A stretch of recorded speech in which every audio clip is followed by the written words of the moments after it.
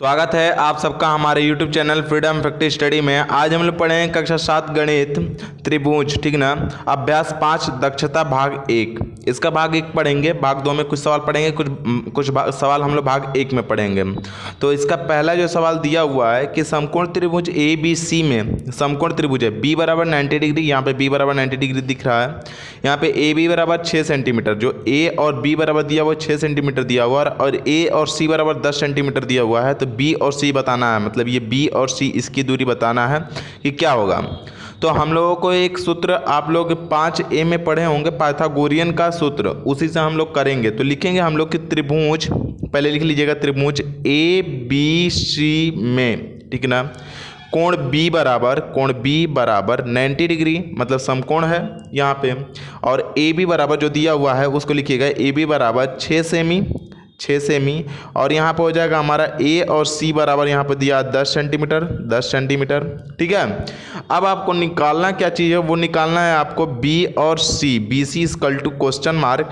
हालांकि आप ये सवाल का सूत्र जानते हैं, पाइथागोरियन प्रमेय का सूत्र तो जानते ही होंगे। मैं लिख दे रहा हूँ, फिर से एक बार देख लीजिएगा। पाइथा, ठीक ना, गोरियन प्रमेय से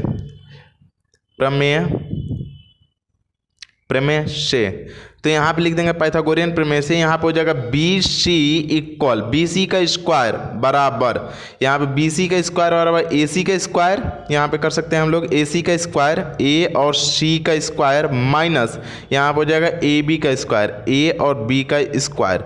आपको अगर ये वाला सूत्र नहीं पता होगा तो इस तरीके से निकालिएगा, इसको डायरेक्टली लिखिएगा। कर्ण का स्क्वायर बराबर यहाँ पे हो जाएगा लंब का स्क्वायर, ठीक ना, लंब का स्क्वायर, कर्ण का स्क्वायर बराबर लंब का स्क्वायर, प्लस आधार का स्क्वायर, ठीक है ना, आधार का स्क्वायर, इस तरीके से। अब देखिए कर्ण हमारा क्या होता है, ये होता है। तो A और C इसके जगह पे लिखिएगा AC का स्क्वायर बराबर लंब हमारा क्या है, हमारा AB, तो यहाँ पे लिखिएगा AB का स्क्वायर, और प्लस आधार क्या हमारा BC है, तो B और C का स्क्वायर। आपको निकालना BC है, और ये दोनों के बीच में प्लस है, मतलब एक और B को उधर भेज देंगे, क्या हो जाएगा, माइनस। तो इस तरीके से लिख सकते हैं BC का स्क्वायर बराबर यहाँ पर हो जाएगा AC का स्क्वायर, और ये उधर से इस साइड आया है तो माइनस हो जाएगा हमारा A और B का स्क्वायर। जस्ट वही सूत्र बना है, हमने वही सूत्र लिखा है।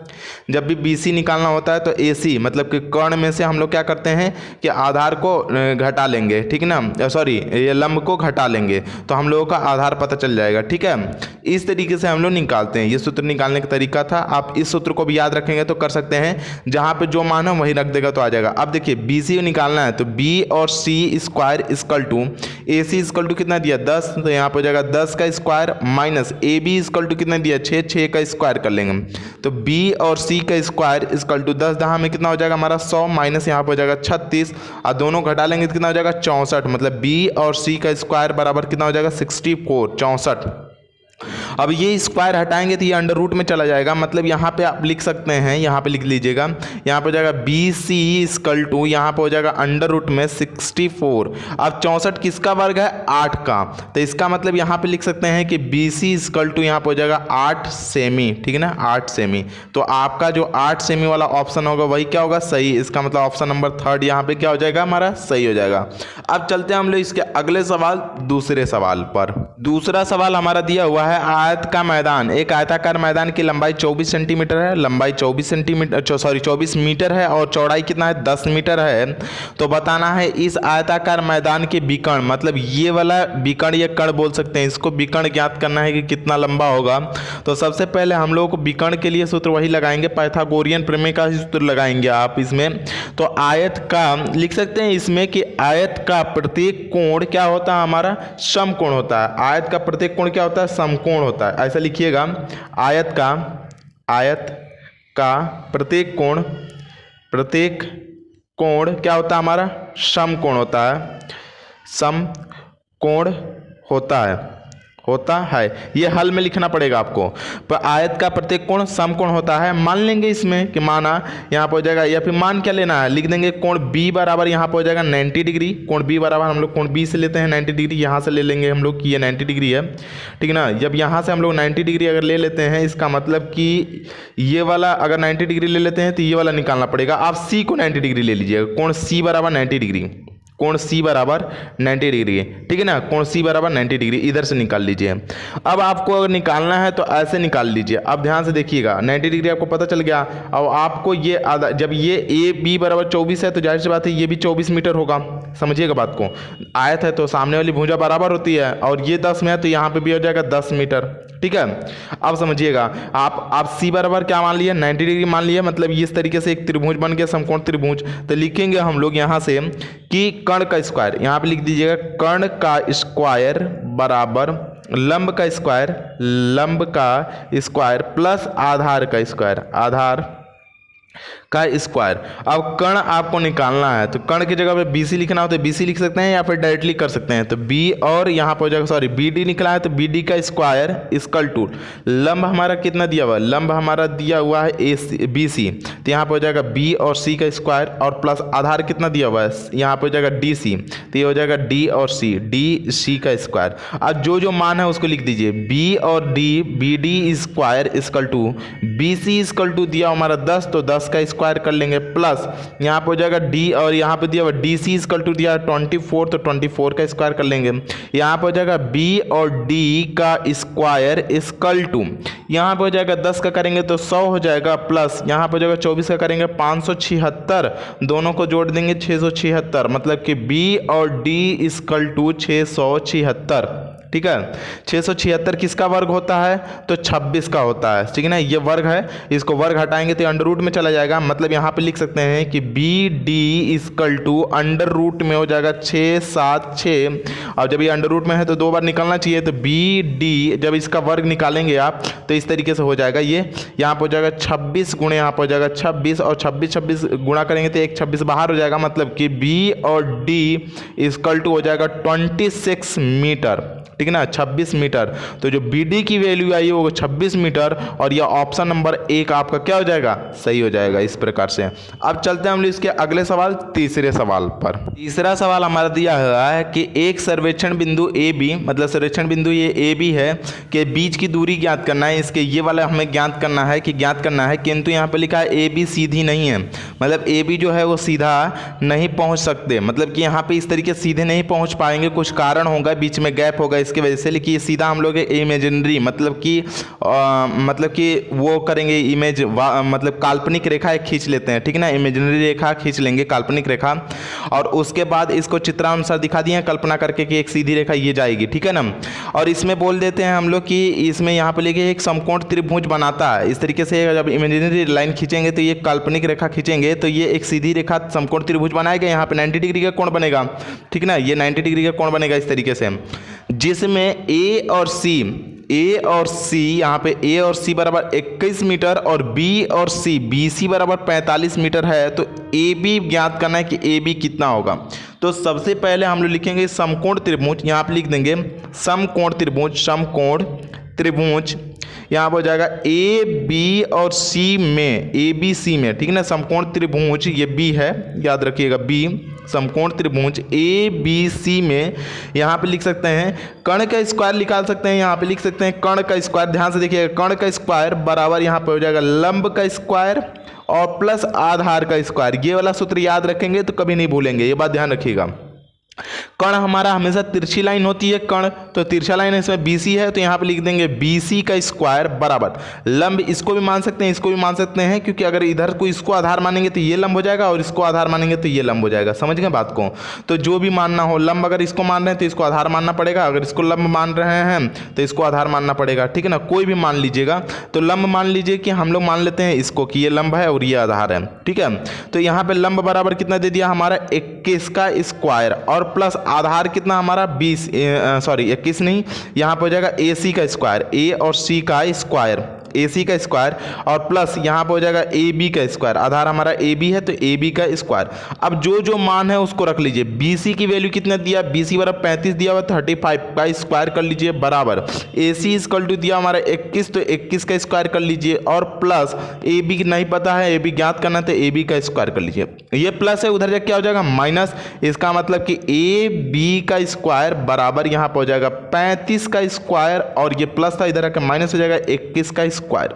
ठीक है, अब a और b का स्क्वायर इक्वल टू 35 का स्क्वायर करेंगे कितना हो जाएगा 1225 माइनस 21 का स्क्वायर करेंगे 441। आपको करते करते आ जाएगा, आपको याद भी रखना पड़ेगा, कम से कम 30-35 तक तो याद ही रखिए। ठीक है ना, वर्गमूल और घनमूल ये सब याद रखना पड़ेगा, 8 में जाएंगे तो बहुत ही हेल्पफुल होगा। ठीक है, तो याद रखेंगे इसको। यहाँ पे देखिए इस तरीके से हो गया हमारा।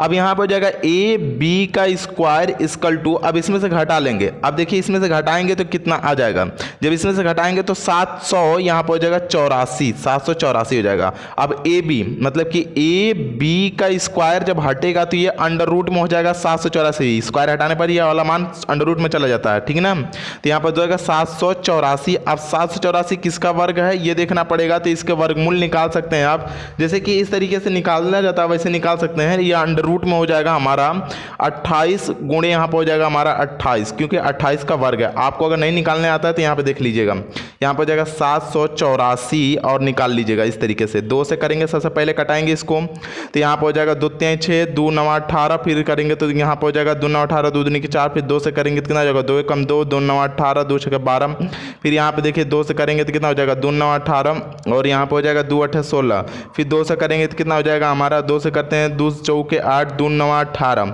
फिर 7 से करेंगे 49, 7 से कटेगा तो 7 कम 7, यहाँ पे हो जाएगा 7 से करेंगे 7 कम 7। अब देखिए जोड़ा मिलाएंगे 2 2 और यहाँ पे 7 का जोड़ा मिला, 2 दूनी के 4 और 4 सते 28, मतलब 28 गुणे 28 बन सकता है। इस तरीके से कर लीजिएगा। ठीक है, तो ये आपका बन सकता है इस तरीके से। आप ए और बी बराबर फिर निकल के क्या आ जाएगा 28, और मीटर में था तो ये हो जाएगा मीटर, और यही क्या हो जाएगा हमारा आंसर हो जाएगा। ठीक है, जोड़ा मिलाएंगे गुणा कर लेंगे, 2 दूनी के 4 और 4 सत्ते 28, ये 28 मीटर आ गया। ठीक है, तो इस तरीके से आप कर सकते हैं। ये मत करिएगा सटा के, ये जगह नहीं था इसलिए मैं यहीं पर कर दिया। ठीक है, तो आप इसको पीछे रफ कॉपी जो आप काम करेंगे उसके पीछे या रफ कॉपी पे इसको वर्क करेंगे ये वाला। ठीक है, अब चलते हैं हम लोग इसके चौथे सवाल पे और देखते हैं चौथा सवाल है क्या। चौथा सवाल हमारा दिया हुआ है, बिंदु ए और बी एक झील के विपरीत किनारे हैं।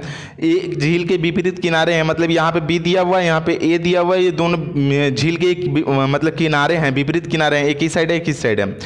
एक सर्वेक्षण में ए और बी के बीच की दूरी ज्ञात कीजिए, जिसकी आकृति दिया होगा, जो आपके किताब में होगा आकृति 5.60। ठीक है ना, तो के अनुसार एक समकोण त्रिभुज बनाते हैं, एक समकोण त्रिभुज बनाते हैं। ये मतलब कि यहाँ पे 90 डिग्री का कोण बनेगा, यहाँ पे 90 डिग्री का कोण बन रहा है। ठीक है ना, तो बोल रहा है अनुसार यहाँ पे समकोण त्रिभुज बनाते हैं, तो यहाँ पे लिखा है बिंदु, यहाँ पे देखिए बिंदु ए से बी की बीच की दूरी, बिंदु ए से बी के बीच की दूरी बतानी है, जिसमें से आपका बहुत सारा चीज दिया हुआ है। बी सी बराबर 12 सेंटीमीटर, और यहाँ पे आपका इस चित्र में दिया हुआ है कि डी और सी मतलब सी डी बराबर 40 मीटर, और यहाँ पे दिया हुआ हमारा कितना, ये दिया हुआ 30 मीटर। तो हम लोग पूरी दूरी यहाँ से और यहाँ तक मान लेते हैं, मतलब ए और सी की पूरी दूरी मानेंगे तो इसको यक्स मान लेते हैं। यहाँ से यहाँ तक की दूरी हम लोग की यक्स है अगर, तो यहाँ पे यहाँ से यहाँ तक 12 है, मतलब टोटल करेंगे तो 12 और प्लस ये मिला के कितना हो जाएगा यक्स, तो 12 एक्स हो जाएगा, 12 प्लस एक्स हो जाएगा।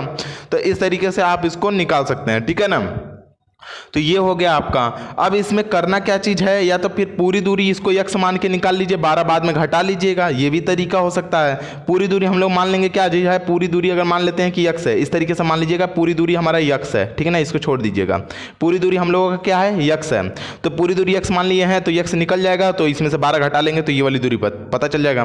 तो ऐसे ही निकालते हैं। अब निकालेंगे क्या चाहिए हम लोगों का, एक कर्ण का स्क्वायर। ठीक ना, इसमें सूत्र लिख लीजिएगा समकोण त्रिभुज, पहले लिख लीजिएगा समकोण त्रिभुज, समकोण त्रिभुज यहाँ पे हो जाएगा हमारा ए बी और सॉरी समकोण त्रिभुज क्या बनना है ए डी और सी, तो ए डी और सी में समकोण त्रिभुज ए डी सी में देखिए जैसा बनेगा वैसे लिखेंगे, ए बी सी लिख देंगे तो इधर गड़बड़ हो जाएगा, ए बी सी सीधी रेखा हो जाएगी ए डी और सी में। ठीक है ना, ए डी सी में यहाँ पे हो जाएगा कर्ण का स्क्वायर, सिंपल पड़ेगा, कर्ण का स्क्वायर बराबर लंब का स्क्वायर और प्लस यहाँ पे हो जाएगा हमारा आधार का स्क्वायर, आधार का स्क्वायर। आप ये जानते हैं कि जो कर्ण होती है वो सबसे बड़ी भुजा होती है, कर्ण क्या होती है सबसे बड़ी भुजा होती है। इसमें एक बात ध्यान रखेंगे कि कर्ण हमें पता करना है कौन सा होगा, तो जहां पे 90 डिग्री बना होता है जस्ट उसके सामने वाली रेखा कर्ण होती है, मतलब ये लंब हो सकती है, आधार हो सकती है, या फिर ये आधार हो सकती है, ये लंब हो सकता है।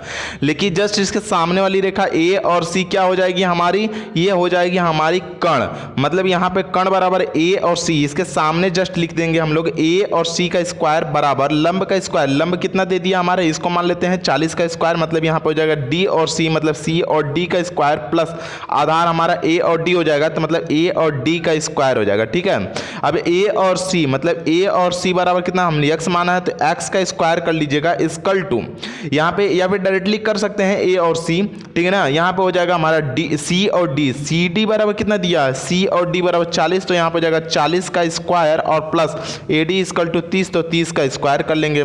दोनों को सॉल्व कर लेते हैं, ये दोनों स्क्वायर है, तो यहाँ पे हो जाएगा एक्स का स्क्वायर बराबर यहाँ पे 40 का करेंगे तो 1600 हो जाएगा, प्लस यहाँ पे हो जाएगा हमारा 900, और दोनों को जोड़ लेते हैं तो एक्स स्क्वायर इक्वल टू यहाँ पे हो जाएगा हमारा 2500। अब यक्स को वैल्यू निकालेंगे, यक्स का अगर वैल्यू निकालते हैं, यक्स अगर स्क्वायर हटाते हैं तो ये अंडर रूट में चला जाएगा 2500, यहाँ पर हो जाएगा 2500, और 2500 को बाहर निकालेंगे तो किसका वर्ग होता है, 50 का। 50 में 50 को गुणा करेंगे तो 2500 आएगा, ठीक है ना।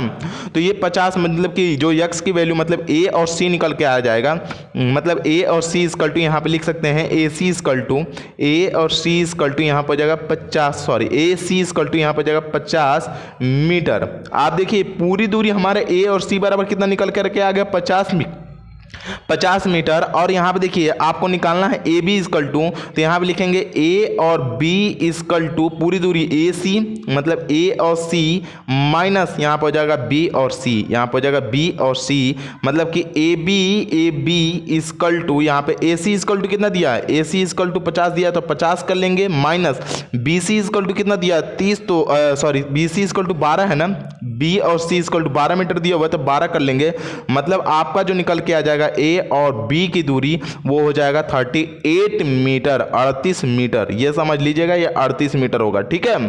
तो इस प्रकार से ये चौथा सवाल हुआ हमारा खत्म। अब आते हैं हम लोग इसके पांचवें सवाल पर। पांचवा सवाल हमारा दिया हुआ है, एक सड़क के दो किनारों पर दो मकान आमने सामने 50 मीटर लंबी सीढ़ी का एक सिरा सड़क के उस पार स्थित है। मकान की दीवार 48 मीटर ऊंची है, 48 मीटर ऊंची है, तथा दूसरे किनारे वाले मकान की दीवार केवल 14 मीटर ऊंची है, इधर वाला 14 मीटर ऊंचा है। तो बताना है कि क्या सड़क की चौड़ाई ज्ञात करना, मतलब कि डी और यहाँ पर हो जाएगा बी और डी की, मतलब कि बताना है कि बी डी क्या होगा।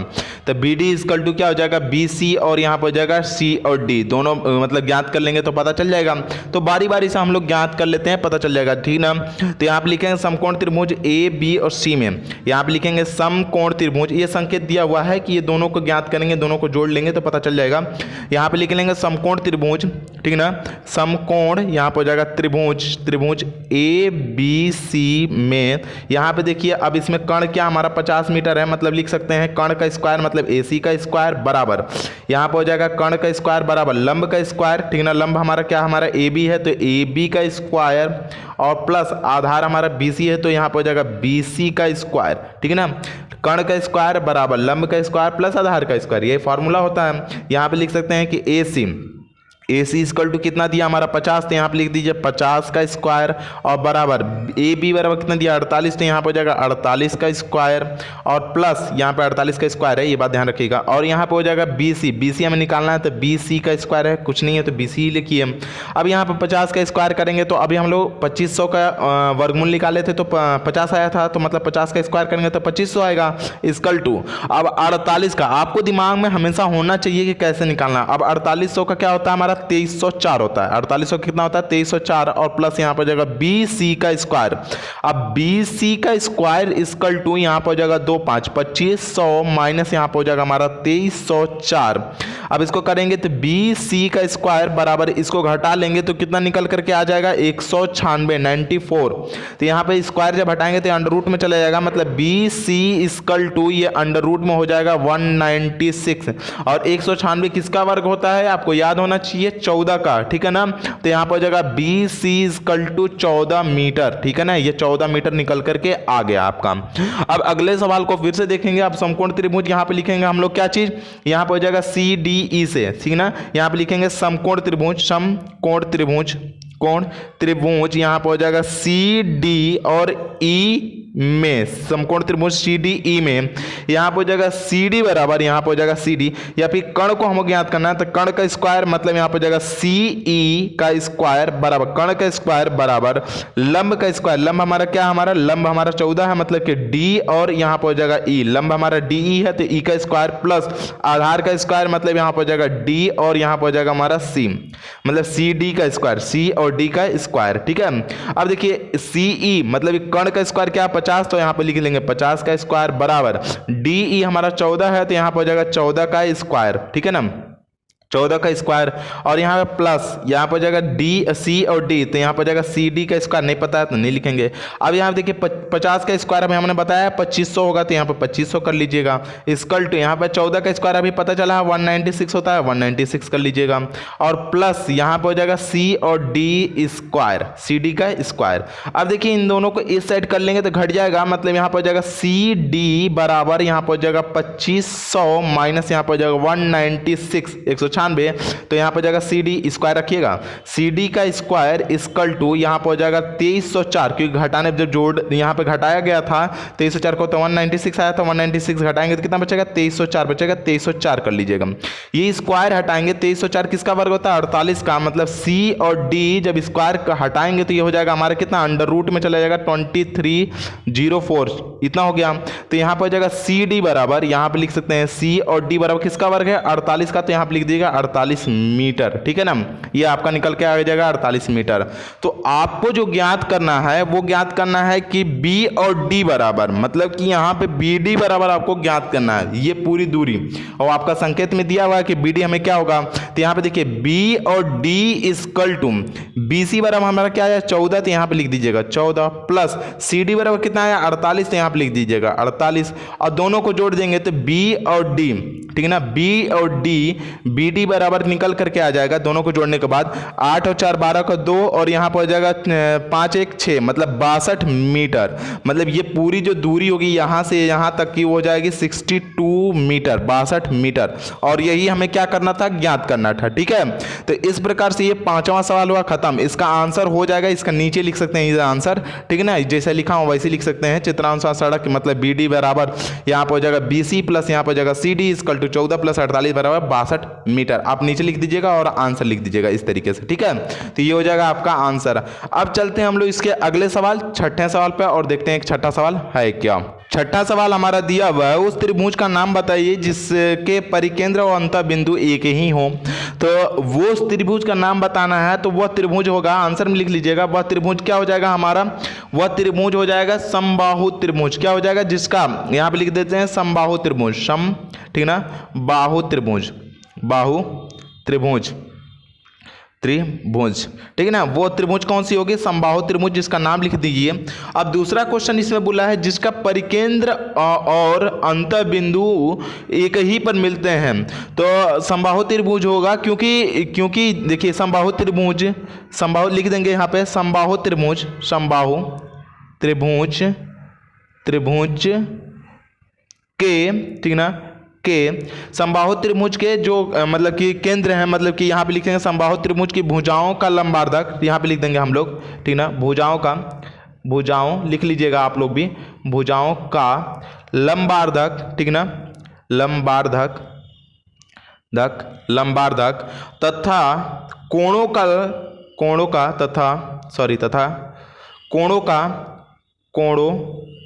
का अर्ध मतलब कि अर्धक, ठीक है ना, अर्धक, कोणों का जो अर्धक करते हैं, अर्धक, ठीक है ना, एक ही बिंदु पर मिलते हैं। क्या करते हैं, एक ही बिंदु पर मिलते हैं, एक ही बिंदु पर मिलते हैं। ये पॉइंट है, याद भी रखिएगा इस बात को, बिंदु पर क्या करते हैं, मिलते हैं। ठीक है, तो इस तरीके से आप लिख सकते हैं कि एक ही बिंदु पर क्या करते हैं हम लोग, मिलते हैं, लिखना पड़ेगा, मिलते हैं, ठीक है ना, मिलते हैं, ये बात ध्यान रखिएगा। समबाहु त्रिभुज के भुजाओं का लंबार्धक तथा कोणों का अर्धक एक ही बिंदु पर मिलते हैं, ये बात आपके दिमाग में होना चाहिए। कौन सा ऐसा त्रिभुज है, ऐसा पूछ सकता है, कौन सा ऐसा त्रिभुज है जिसके लंबार्धक और कोणों का अर्धक एक ही बिंदु पर मिलते हैं, तो वो त्रिभुज कौन सा है, समबाहु त्रिभुज। आप पहला क्वेश्चन इसमें बना के भी दिया है कि जिसके परिकेंद्र और अंतः बिंदु एक ही पर मिलते हैं तो वो भी क्या हो जाएगा, हमारा समबाहु त्रिभुज है। तो ये इसका क्या हो जाएगा, हमारा आंसर हो जाएगा। इस तरीके से आप लिख लीजिएगा। पहला जो यहाँ से यहाँ तक का क्वेश्चन था कि वो त्रिभुज का नाम बताइए, तो वो त्रिभुज होगा समबाहु त्रिभुज जिसके परिकेंद्र और अंतः बिंदु क्या हो जाएंगे, एक ही पर मिलते हैं, तो हमारा क्या हो जाएगा, समबाहु त्रिभुज है। समबाहु त्रिभुज समबाहु त्रिभुज के भुजाओं का लंबार्धक तथा कोणों का अर्धक एक ही बिंदु पर मिलते हैं। ये आपको रट ही जाना है, ठीक है ना। समबाहु त्रिभुज के भुजाओं का लंबार्धक तथा कोणों का अर्धक एक ही बिंदु पर मिलते हैं। 2-3 बार पढ़ेंगे समझ में आ जाएगा, ठीक है। तो इस तरीके से ये आपका आज के लिए हम लोग इतना ही, आज के लिए बहुत हो गया, ठीक है ना। अगले वीडियो में हम लोग 7वें सवाल से देखेंगे और आज के लिए इतना ही। अगर आप लोगों को हमारी ये वीडियो अच्छी लगती हो तो प्लीज़ लाइक करें, शेयर करें और सब्सक्राइब करना बिल्कुल ना भूलें। धन्यवाद।